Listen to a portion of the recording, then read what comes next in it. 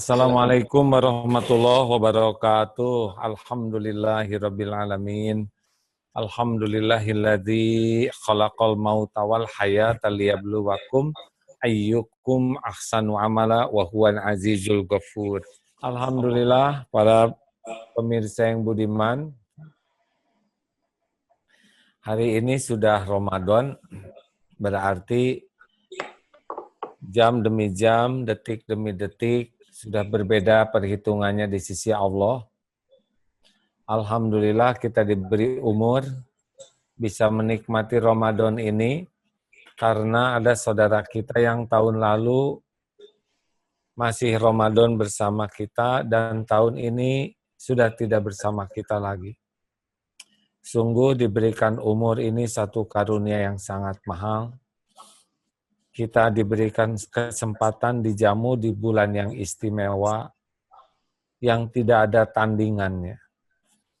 Bulan ini adalah bulan suci, seyogianya kita memiliki tekad sekuat tenaga mensucikan diri kita, harta kita, lahir kita, pikiran kita, hati kita, karena ternyata innallaha yuhibbut tawwabin wa yuhibbul mutatahhirin. Allah sangat mencintai orang yang bertobat dan mensucikan diri. Bulan ini juga bulan penuh berkah. Berkah itu artinya kebaikan yang banyak dan langgeng, sehingga kita terus sekuat tenaga berbuat kebaikan sebanyak mungkin dengan niat seikhlas mungkin supaya langgeng kebaikannya. Bulan ini juga bulan yang penuh curahan rahmat. Artinya bulan kita pun sekuat tenaga menjadi rahmatan lil alamin, yang menyebarkan kasih sayang sebanyak-banyaknya kepada makhluk-makhluk Allah lainnya. Sehingga bulan ini adalah bulan perubahan diri kita menjadi lebih lembut, lebih bersih, lebih berkah, dan yang lebih penting lagi bulan ini adalah bulan istimewa, sehingga kita sekuat tenaga detik demi detiknya adalah kita lakukan sesuatu yang istimewa.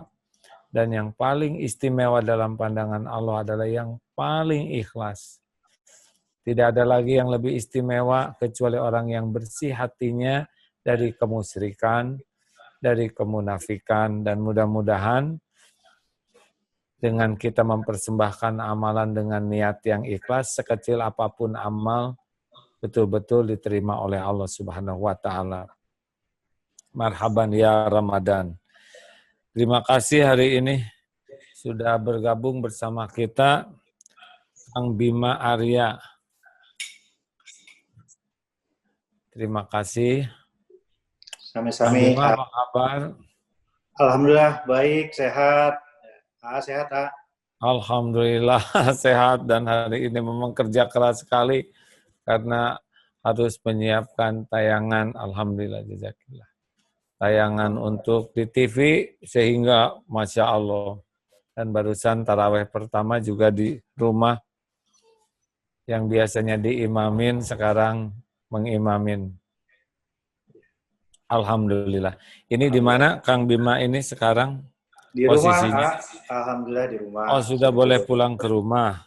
Iya, di 22 hari di rumah sakit, kemudian setelah 22 hari dibolehkan ke rumah, dan ini sudah mungkin hari ke-10 di rumah, Alhamdulillah. Jadi total sudah berapa hari ini? Jadi dari mulai dinyatakan positif, terus dinyatakan swab-nya sudah negatif, itu total 28 hari. Tapi memang menurut dokter harus tetap isolasi dulu di rumah. Insya Allah minggu depan, kalau memang terus fit, terus stabil, ngantor lagi, insya Allah ngantor lagi minggu depan. Masya Allah, Alhamdulillah. Jadi sekarang tuh diberi amanah apa oleh Allah tuh, jadi apa? Jadi selama 6 tahun jadi wali kota Bogor, 5 tahun periode pertama, hampir 1 tahun periode kedua, dari pagi, siang, sore, malam, belusukan ke lapangan. Saya nggak betah di dalam kantor, ya, jadi sering ngaprak ke lapangan. Tiba-tiba masuk ke ruangan khusus 3 meter kali 7 selama 22 hari, rekreasinya hanya ke kamar mandi dan duduk di kursi, baca dan menulis, ya. Luar biasa ujian dan cobaannya. Coba kita ambil hikmahnya. Karena sekarang bukan hanya pengalaman Pak Bima, tapi semua orang juga sekarang harus mengkarantina diri, ya kan? Iya. Yang sehat juga. Jadi syariatnya gimana itu tes diberi nikmat sakit ini dan apa yang terfikir tentang bagaimana Allah memberikan ujian COVID ini? Ya, memang Silakan. ketika pulang dari Turki, itu badan ya biasa-biasa saja lah. Ya capek sedikit gitu. Nggak menyangka ada sesuatu yang berat. Kemudian ketika Kang Emil menyuruh tes, kata Kang Emil, udah Kang Bima tes aja. Dalam bayangan saya ini mah formalitas, protokol. Udah baru pulang dari luar negeri, menjadi ODP, amannya dites gitu. Jadi menjalani tes dengan biasa-biasa saja, protokol saja, formalitas. Tapi kemudian begitu hari Kamis sebelum maghrib, Kang Emil nelfon, Kang siap-siap ya, yang sabar. Kelihatannya hasilnya positif. Nah di situ memang kaget luar biasa, terus terang kaget luar biasa. Saat-saat paling berat bagi saya itu menyampaikan kepada istri dan anak-anak. Jadi pada maghrib itu istri anak-anak duduk di meja, saya sampaikan. Ya. Anak-anak nangis, tapi yang paling buat saya sedih memang yang perempuan, kakak Kim, katanya, ayah boleh saya peluk nggak? Jadi ketika nangis dia ingin meluk, saya bilang jangan dulu, nanti aja, gitu kira-kira. Jadi malam itu langsung dibawa ke RSUD. Nah memang pertarungannya beberapa hari pertama itu luar biasa. Badan nggak enak, nggak nafsu makan, pikiran kemana-mana. Jadi pertarungan di awal itu memang luar biasa. Itu pertarungan bagaimana kita menguatkan mental kita. Ya, jadi saya kemudian meyakini ini mah bukan ujian kesehatan saja, tetapi ini betul-betul ujian keimanan. Jadi kalau kita menganggap ini hanya ujian kesehatan, rasanya kurang kokoh kita. Dan menurut saya memang tafsir kita, persepsi kita, pemahaman kita terhadap wabah COVID-19 ini betul-betul menentukan langkah kita ke depan. Setelah saya pelajari, baca-baca, memang kan gini, kan kita harus sabar. Begitu diuji ya insya Allah sabar. Tapi kan Al-Quran juga menyampaikan kepada kita, Al-Kahfi 68, bahwa sabar, tapi harus ada ilmunya. Jadi bagaimana mungkin kita bisa sabar kalau kita tidak punya ilmunya. Jadi saya berusaha untuk memahami ini ada apa. Kemudian belajar, baca, ternyata di sejarah dunia ini nggak ada tandingannya. Abad ke-14 itu ada Black Death, ya, melanda sebagian besar Eropa dan Asia Tengah. Korbannya seratusan juta. Tapi hanya di situ. Kemudian satu abad yang lalu, 1918, itu ada Spanish flu, ya, melanda sebagian besar Eropa dan juga Amerika. Korbannya puluhan juta. Tapi itu hanya lokal atau regional. Nah sekarang yang terkena ini kan 213 teritori atau negara di seluruh dunia. Gitu. Jadi ini tidak ada tandingannya. Jadi memang ini ujian yang maha berat, tidak ada tandingannya. Kita harus tafsirkan ini sebagai ujian dari Allah dan kita harus tebak ya ini targetnya apa, tujuannya apa. Setiap ujian kan pasti ada tujuannya dan memang setiap ujian yang disampaikan kepada manusia ya pasti ya itu ada teguran bagi kita. Jadi saya memahaminya ini harus lebih mendekatkan diri, harus mengevaluasi secara total. Jadi di rumah sakit itu harus banyak pada sekali waktu maaf. Pada waktu dinyatakan sakit, apa yang terpikir waktu itu? Langsung mikir parah, meninggal atau apa? Gimana? Ya, terus terang sampai ke sana ya karena kan nggak ada obatnya. Jadi yang pertama, saya harus bersiap yang terburuk. Saya langsung mikir istri dan anak-anak. Itu hal yang pertama yang saya pikirkan adalah istri dan anak-anak. Saya nggak mau mereka tertular. makanya langsung jaga jarak dan saya minta mereka langsung di swab, di tes semua. Itu hal pertama terpikir. Hal kedua barulah ini saya akan berapa lama, ya saya ujungnya akan kemana, akan sehat atau tidak. Jadi berapa hari pertama ya 2 itu aja, mikir anak istri, kemudian mikir Berarti ini anak ujungnya istri berapa. aman, nggak tertular ya? Alhamdulillah enggak, alhamdulillah enggak. Jadi sampai sekarang sehat, dites beberapa kali negatif saya. Nah, berarti kepikir meninggal juga ya waktu itu kan, parah meninggal Ya, seperti yang lain. ya, ya karena terlalu banyak cerita dalam kondisi sehat dan cepat sekali prosesnya dari mulai dinyatakan positif sampai kemudian meninggal. Jadi otomatis ya pikiran kita pasti ke sana juga. Oh, ya lalu dimulai di karantina. Nah, pasti berapa hari tuh transisi ada di dalam itu beratnya sebelum menemukan titik bagaimana menikmatinya. Ya mungkin 3-4 hari ya. 3-4 hari pertama itu luar biasa, susah tidur. Ya pikiran kemana-mana tentu, mikir keluarga, mikir ini ujungnya di mana, bagaimana setelah ini, berapa lama, dan sebagainya. Tapi hari ketiga, hari keempat, alhamdulillah, setelah bisa konsentrasi, setelah bisa lebih fokus, mau makan, bisa makan, dipaksain, bisa tidur, lebih enak lah, lebih enak. 3-4 hari kemudian lebih Nah, stabil. jadi 3 hari itu paling kritisnya ya, yang paling sulit terkendali pikiran masa Ya, transisinya ya. ya, Nah, ya. itu apa yang dilakukan untuk mengatasi kegoyahan seperti itu? Uh, Sholat, zikir, ngaji, atau ada manfaatnya? Tidak seperti itu keadaan. Ya, 2 hal. Yang pertama tentunya ibadah wajib ya, sholat wajib, kemudian sholat sunat, rawatib, dan zikir perbanyak, zikir pagi, zikir sore, ya alhamdulillah. Kemudian juga ya, banyak juga baca-baca ya, saya pelajari semua. Jadi bukan saja syariatnya, tapi saya ingin mendalami juga ini penyakit ini seperti apa, secara medis bagaimana, gitu supaya bisa dipadukan itu ya antara keyakinan keimanan kita dan apa namanya hal-hal yang rasionalitasnya biasa. Dan saya memutuskan untuk membatasi sosial media. Jadi hari kedua itu saya puasa sosial media. Ya, karena saya menyimpulkan COVID-19 ini menyerang pikiran dan perasaan, baru kemudian pernafasan dan paru-paru. Ya, jadi yang utama kita adalah pikiran dan perasaan. Kalau pikiran dan perasaan kita jebol, nanti turun itu ke pernafasan dan paru-paru. Nah, jadi hari kedua itu saya puasa sosmed, nggak baca berita, kemudian membatasi juga di WAG, ya fokus aja sama istirahat, ibadah, zikir, baca, alhamdulillah. Kemudian lebih rileks, lebih kuat, insya Allah.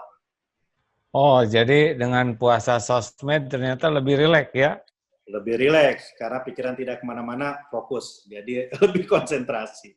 Nah, karena hal-hal seperti ini, biasanya bagi yang belum mengalami itu, sekarang kan pacibuh pikiran tuh, segala dibaca, segala ingin tahu, sampai titik menyadari bahwa hal itu tidak perlu dilakukan. Sendiri sekarang otos garing ya, mendingannya belajar daripada baca berita yang terlalu banyak, karena nggak merubah apa-apa. Hanya Ya, merubah pikiran kita makin liar dan karena waktu kan kita habis. betul, karena ini kan semuanya banyak yang tidak pasti. Kalau kita mau cari jawaban terpapar di mana, nggak ada jawabannya. Kalau kita cari jawaban kalau orang kena akan berapa hari, nggak ada juga jawabannya. Kalau kita ingin cari terus membandingkan setiap negara, trennya berbeda-beda juga caranya. Pusing, pusing. Jadi ini mah semuanya nggak ada yang pasti. Jadi suka gemes saya kalau ada orang yang senang memforward berita terakhir meninggal berapa, ini berapa, di sana begini, di sana begitu. Nggak ada artinya itu semua, karena semuanya tidak pasti. Singapura saja yang dianggap sukses sekarang sudah 10.000 lebih. Naik lagi, betul, betul. Malah paling tinggi sekarang di antara negara ASEAN itu ya. Iya. Ya memang ini rahasia Allah. Baik, jadi 3 hari pertama tuh cara mengatasinya dengan memperbanyak sholat, banyak Yeah. wirid, ya, baca Yeah. Quran, lalu mengurangi input-input yang memang hanya memperlemah diri pikiran dan hati kita gitu. Betul sekali ya. Ya, nah kan ini lama tuh di kotak segede gitu ya. Sendirian ya. Ada orang masuk nggak ke sana? Itu yang masuk itu cuman dokter sekali sehari jam 9 pagi, kemudian perawat, tapi saya mah awal-awal nggak bisa bedain mana perempuan, mana laki-laki, mana Hmm. perawat, mana dokter, karena semuanya pakai baju astronot, Hmm. karena semuanya pakai alat pelindung semua gitu. Dan itu pun di jadwal ya, dokter sekali, yang lain mungkin 3-4 kali. Nah setelah itu ya nggak ada, menikmati saja kesendirian di kamar. Hmm. Keluarga tidak bisa nengok ke dalam. Boro-boro, Oh, karena gedung itu pun steril. Gedung itu steril. Hari ketiga, Kang Emil sempat nengok, ya, tapi nengoknya pun hanya jauh, ngintip dari pintu, di sela-sela kaca, ngobrolnya lewat telepon, kayak drama-drama Korea. Jadi adegannya romantis. Kang Emil nengok dari jauh aja, hanya di telepon, dada-dadahan. baik. Jadi keluarga nggak bisa nengok, paling video call aja mungkin ya sekarang mah. Ya, malam-malam alhamdulillah kalau makan malam sama-sama video call, bantu anak-anak buat PR, ya hampir tiap malam nyambung terus sama keluarga. Baik, berapa hari itu situasi begitu? 22 hari. 22 hari, tapi memang setelah pulang ke rumah pun, karena saya masih belum dinyatakan negatif swabnya, begitu pulang ke rumah pun masih harus di dalam kamar. Ya, seminggu Hmm. lebih di dalam kamar, nggak boleh interaksi dengan anak istri. Jadi makanannya ditaruh di depan pintu, baju nyuci sendiri di kamar mandi, spray ganti sendiri, gitu. Ngelihat anak sama istri, ngintip aja dari jauh pintu. Waduh. Nah, si fisiknya sendiri gimana? Sakit-sakitnya atau gara-gara tahu ini positif jadi batuk, jadi sesek, jadi apa yang seperti yang diceritakan orang? Ya, alhamdulillah memang awal itu gejala yang dirasa pertama batuk-batuk. Jadi Hmm. batuknya itu memang agak aneh, tidak seperti Hmm. batuk biasa. Jadi agak seperti di dalam. Jadi di dalam itu ada yang perasaan nggak enak lah, ada kayak ngeyembeng di dalam gitu. Hmm. Kedua, memang agak semeriwing-semeriwing, ya seperti merinding. Ketiga, mual, nggak nafsu makan. Keempat, kehilangan penciuman. Oh, Jadi penciuman ya. makanan itu hambar, kemudian bau juga nggak kecium. Nah, itu aja. Nah, tapi alhamdulillah dari mulai di rumah sakit nggak ada eskalasi karena kata dokter, Pak kita lihat 7 hari pertama itu kritis. Biasanya bisa meningkat demam atau bisa meningkat juga sesak napas. Nah, tapi dilihat dari hasil ronsen memang paru-paru saya itu ada ya, terkena bronkopneumonia, tapi ringan kata dokter. Jadi bukan sedang dan alhamdulillah tidak berat gitu dan tidak pernah memberat. Jadi itu ringan saja, lama-lama membaik dan sekarang alhamdulillah gejala klinisnya sudah hilang sekarang. Oh, jadi sudah ada di paru-paru itu ya si. Sudah ada ya. Jadi kata dokter, Pak ada di paru-paru Bapak, makanya Bapak batuk gitu. Nah, tapi ininya stadiumnya ringan lah. Tapi tetap Terus saja diobati atau diapain jadi sehat, jadi hilang begitu? Punten sambil memang minum ya. enggak. Memang pertanyaan saya ke dokter juga sama. Hmm. Ini saya diobatin apa dok? Nah kata dokter jawabannya juga membuat luar biasa galau. Bapak kan tahu ini tidak ada obatnya kata dokter ya, jadi nggak ada obatnya. Nah jadi demamnya dikasih paracetamol, ya, batuknya dikasih obat batuk hitam, mualnya dikasih obat anti mual, nah, kemudian ditambah obat antivirus, ya, oseltamivir atau Tamiflu, kemudian vitamin yang banyak disuntik, ya, vitamin C dan macam-macam. Itu aja obatnya. Hmm. Olahraga di sana? Nah, minggu pertama kan masih lemas, masih mual, nggak bisa. Ya. Tapi minggu kedua lumayan. Jadi nyolong-nyolong berjemur di pojok kamar, bisa loncat-loncat, push up, plank, semuanya bisa keringetan. Nah, mulai enak. Begitu keringetan, keluar hormon endorfin, berasanya nyaman. Ya, karena katanya imunitasnya naik karena hormon endorfin itu, karena keringetan. Ah, ya, ya, ya. Nah, jadi makin sehat, makin segar, makin semangat. Ada nggak efek penyembuhan karena mental kita makin kuat, optimisme makin kuat? sehingga Sama. daya tahan tubuh. Gimana itu? Jadi kita itu sesama penderita COVID positif itu nyambung, Kak. Ya, saya dengan Bupati Karawang, Teh Seli, kontak-kontakan terus. Kemudian dengan teman-teman yang lain di Jakarta kontak, kita saling menguatkan. Ya, bahkan dengan kamar sebelah kita juga kontak-kontakan. Jadi saling menguatkan. Alhamdulillah malam ini tidur enak. Ya, alhamdulillah kondisi baik. Ya, jadi saling menguatkan, saling memberi kabar baik itu luar biasa. Itu teman seangkatan yang kena ada yang jadi lebih parah tidak? Alhamdulillah enggak. Jadi seangkatan ini kondisinya baik, tapi memang kita kata dokter itu kena strain yang lama. Jadi ada ini si COVID ini memang ada macam-macam, ada yang strain cepat ya. Ini paket hemat kelihatannya 14 hari. Ada yang paket panjang, paket lengkap. Nah, saya ini kayaknya agak paket panjang ya. Ada 28 hari lah kira-kira baru kemudian bisa negatif. Oh, gitu. Jadi virusnya juga macam-macam Allah ciptakan teh ya. Ada yang Macam-macam. bager, ada yang pinter gitu. Ya. Dan efeknya memang setiap orang berbeda-beda dan lebih parah kalau ada komorbid, kalau ada penyakit bawaan. Nah, ini juga deg-degan kemarin ya. Ketika beberapa hari di rumah sakit, ini akan kelihatan apakah ada diabetes, apakah ada jantung, darah tinggi, dan lain. Karena ketika ada komorbid atau penyakit bawaan, itu biasanya kondisinya lebih buruk. Begitu ya. Ya. Oh, jadi memang yang lebih memperparah sakit seseorang tuh kalau sudah ada penyakit bawaan. Sudah Itulah ada penyakit sebabnya bawaan. mungkin banyak orang-orang yang sudah senior itu syariatnya meninggal karena Ya. penyakit bawaan yang menjadi penyakit parah sesudah kena terserang ini ya.